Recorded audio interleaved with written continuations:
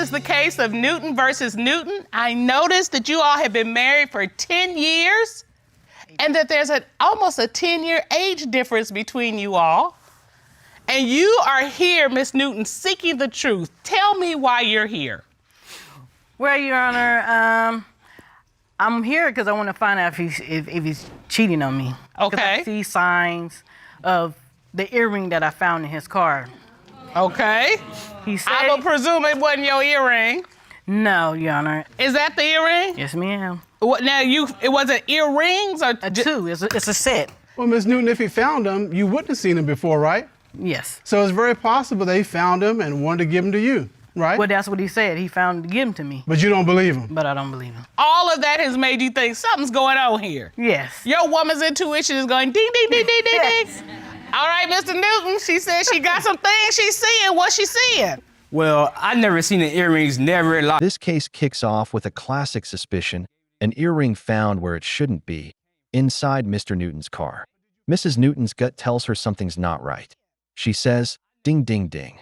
Her instincts are loud and clear, yet Mr. Newton shrugs it off. Life. I didn't even know where these earrings even came from. Okay. But did you find them? Yes, I found them in my car. And when you found them, what did you do? I just gave her these earrings so that make sure that she was cool with the situation. She wasn't. And she wasn't. And So I you still didn't believe try to hide it. You didn't try to. You came, No. hey, I found these earrings. I found Okay, these earrings. Mr. Cutler, how some earrings gonna get in your car unless somebody dropped them or left them?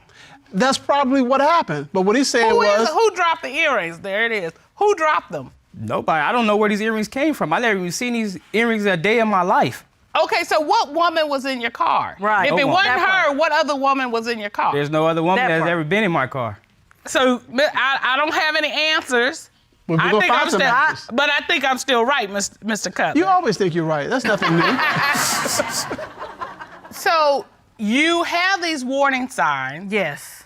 Is there anything in your relationship that highlights or make these warning signs Well, we more had important? difficulties in the past. Can you tell me about the past cheating? Well, I was on my way to my grandmother's funeral, and a situation happened. He's supposed to went with me, but he couldn't go. But while I was out there, I had the same feeling, and when I came back, it was a lady I knew, and they did some things, you know, and she called and let me know. Like, she cried and told me what was going on, and she was sorry about it. Okay, what? Things get deeper. Mrs. Newton reveals a painful history of cheating, including an affair during her grandmother's funeral. That betrayal still haunts her. It's no wonder trust is fragile. Mr. Newton admits his mistake, but insists he's changed. What was she sorry about? Because they had sex. Oh. And this is somebody you knew. Yes. And she knew you were away at your grandmother's funeral? Yes. All right, what did you say to him? Well, I asked him, and he told me no at first, and then when she called and told me the truth, that's when he told the truth. When you get that feeling, it's hard to let go and trust again. So I want to know if you still cheating. So now you are having these warning signs, and that intuition is going ding, ding, ding, ding, ding Yes, Your again. Honor. You just haven't gotten a confession. Yes. All right, and that's what you're here for. Yes, Your Honor. So, Mr. Newton, you made a mistake in the past. Yes, Your Honor. How did this happen? Well, she was away, and, you know, I was feeling kind of lonely. I was down at the time or whatever. I mean, she's at her grandmother's funeral. Right. You're right. This happened, and at first you lied about it. Yes. But then you decided to come clean. Yes, sir. Okay, and what did you tell her? Now, I want to be able to go forward. Mrs. Newton's suspicions aren't just based on the past. She's been tracking him, secret surveillance, following his movements. She even caught him lying about being at the store when he was sneaking out of another woman's house. She's not crazy. She's careful. Forward our relationship, so I told her the truth. How did you all even get She together? was coming over the house while my wife was gone. So were y'all already having conversation before she left about No. I like you, you like me? No, Y'all just hooked up? pretty much, yeah. Woof. Okay. You all got married, and you've been married ever since, correct? Yes, sir. So there's no way in the world that you would do something else to jeopardize that, right? No, Your Honor. But, well, why do you believe he's cheating now? He's saying ain't no way I would jeopardize this, but you think it is. Because I went upstairs in the house and he wasn't up there. So I called his phone, he didn't answer. I called him again and he answered. I said, where you at? He said, at the store. I said, you ain't at no store because I'm at the store. Uh-oh. He said, no, I just left the store and walking up the street. I had family members sitting on a bench to watch one of the houses. So I told him to stay right there. And why'd you do that? Because I wanted to see if he was at the neighbor's house. So you thought something was going on. Right. So when he told me he was at the store, I went to the store. And I'm riding around the corner and I'm coming up the street. I said, I don't see you there either. And I could hear him running. I could hear him running on through the phone. You can hear the jostling. Right, I could hear him running. Okay. So the family member was like, oh, he just came out of there. He just came out of there. And it was a single woman's house. You got 3 things going on at one time. She's got surveillance going on. Video surveillance, audio surveillance. Yeah. Then comes the awkward detail. She picked him up at 3 a.m., checked his pants, and said it felt like lubricant, not lotion. To prove her point, she even brought lotion to court for a demo. This isn't paranoia anymore. This is CSI, couples court. And remote surveillance with a friend. Right. And she's being an eye spy on the side. I'm like, you got this thing covered. That's because, you know, when it happened the first time, it's hard to trust again. So that's why I'm like that. So he kept telling me he didn't do nothing, and he you know, and she said she didn't do nothing, but I want to know. What you doing at her house? Well, this is the first time I ever went over to the girl's house. You know, I met her in the apartment complex a while back. So you were over at this friend's house hanging out. Hanging out. Okay, this female friend. Yes. Why'd you lie? Reason why I lied, Your Honor, because I didn't want her to come over there to the house. You know what I mean? I was just trying to make sure that nothing would happen to this lady. So you were more concerned with the lady than you were with what your wife would think? No, that's not what I'm saying, Your Honor. Well, nothing gonna happen to her. Something gonna happen to you, though. If you keep going over there. Right. If you ain't where you ain't supposed to be, that won't be a problem. Right, because I told him if the shoe was on the other foot and I came out of a single man house, how would you feel? Right? And how would you feel? I would be upset. Yeah, you would. You'd be tight. So, Ms. Newton, have you found anything that makes you think he's cheating? Yes. One time I had picked him up at 3 o'clock in the morning from his friend's house. Not the same friend, is it? No, it's a different one. Okay. Different friend. And I wondered why he was taking so long.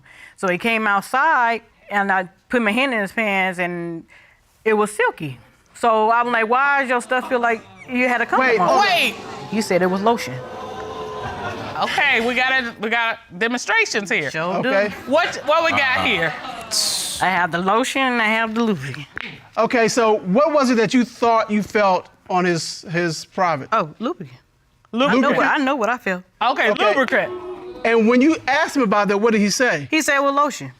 Okay, so I told him lotion don't feel like that, honey. Despite all this, Mr. Newton acts confused, forgetful, even laughs things off. But when you can't explain why you're sneaking out of a single woman's house at night, that's not a good look. Mrs. Newton's frustration is obvious. She's tired of lies, tired of games. Honey. So you got... And you can feel the difference. You got lubricant and you got lotion. I need to see that for myself. Okay. Yeah, no. Well, you know, see, That's the way it felt right there. yeah, there's a difference. There is a I'm difference. gonna take her word for it. Come on, Mr. Cutler, get in the game. I'll take your word for it. And then I went in the house. Oh, I'm there's mad. more. I got upset. So I went in the house and I asked, who in here messing with my husband? And one girl sitting in the kitchen, the other one sitting on the floor. She's like, oh, no, that ain't me. My husband right there. So I'm looking, and the big girl, she ain't saying nothing, but she was froze. So I was mad. Did anybody say he was with anybody? No, they didn't say nothing. They was just quiet. All right, Mr. Newton, you got a detective for a wife, okay? For real. And she sticks her hand down your pants and feels your privates and feels what she says is lubricant, not lotion. How do you explain that at 3 o'clock in the morning? Your Honor, I don't remember her sticking her hands down my pants. I stuck my hand in. I stuck my hand in You his don't pants. remember that? No. I stuck my hand in his pants. I gotta say, I think that's the kind of thing I would remember. You know, if I came out of the house and... I stuck my hand in his pants. In fact, if you called me at 3 in the morning to come pick you up, you remember that too. Yeah. Because we'd have a I conversation. mean, you had this discussion, she just jams her hand down your pants. She didn't say she jammed her hand down there. And you let her do that.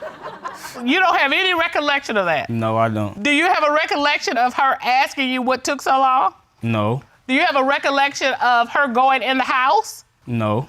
Okay, were y'all together? You have a recollection of Were being y'all- married? were you- Okay, so what did happen? Well, she called me up at 3 o'clock in the morning. I told her, well, can you come get me then? So she came down to the house. I didn't have no problem with her coming out. If I was cheating, Your Honor, won't you think I would not? Finally, the court calls in the big guns, a polygraph expert and a military interrogator. The earrings, he's clean. The night at the friend's house, clean again. But when it comes to the neighbor, that's where deception shows up. His body language says guilty, even if his words don't. Trying to let her in the house. So I let her in the house. I told her to come on in. You know, I don't got nothing to hide from you, babe. So she came in and whatever. She was telling me, well, I think it's about time for you to come home and all this stuff. And I'm like, okay, cool. It's time for me to go home. Let's go. So on the way going to the house, he was saying, oh, I wanted to go to the hospital to check you to make sure that you wasn't doing it. And I was like, I'm cool. I'm all up for that. She wanted to take you to the I hospital. wanted to take me to the hospital to make sure that I wasn't cheating. Okay, did you tell him you were gonna I take sure it? did. I'm just curious. What you gonna say? Because they gonna say, what's your emergency? What do you say to that? I don't know what I was gonna say. I was gonna make up something for them to check in. You know, Mr. Cutler, I think we might have enough. What we got here? Well, we've got cheating in the past, Yes. which he admitted to, and they apparently worked through that, but it's still in the back of Miss Newton's mind. We have the gold earrings that were found in the car that he came forward and gave to her, but she still wants to know, well, where they come from. And we have the lubricant on his privates. Lubricant versus lotion. Lubricant versus lotion. And we have him being at the neighbor's house and not telling her, and then, him trying to prevent a scene, which obviously has led to her suspicions that he's cheating. All right, well, this court has done a complete and thorough investigation. At this time, the court would like to call former military interrogator Lena Cisco and certified polygraph examiner Kendall Schul to determine, is he cheating? Ron, would you escort them?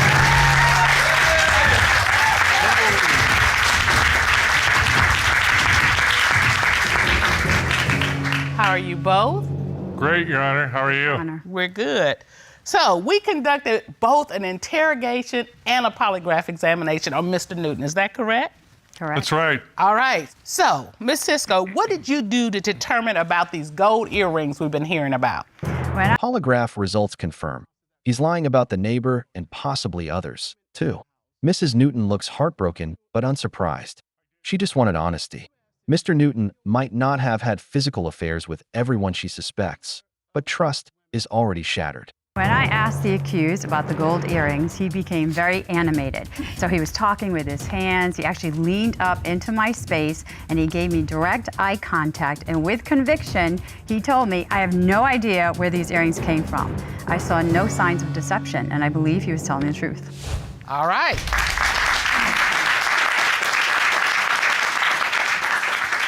But Mr. Schul, you also asked him, when your wife found gold hoop earrings in your car, were those earrings left by a woman with whom you had had physical sexual contact?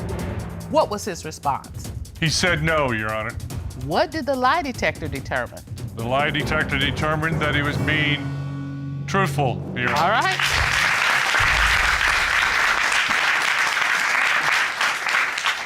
Ms. Cisco, in your investigation, what did you determine happened regarding the night that he was with his friends, over at his friend's house? When I started asking Mr. Newton about this accusation, he laughed out of embarrassment because he told me that he was embarrassed that this was going to come up in court. He admitted that there were about 4 or 5 girls in the house. But when I asked him over and over again, was he with a woman, with conviction, he told me no, he had congruent body language, and again, I saw no signs of deception.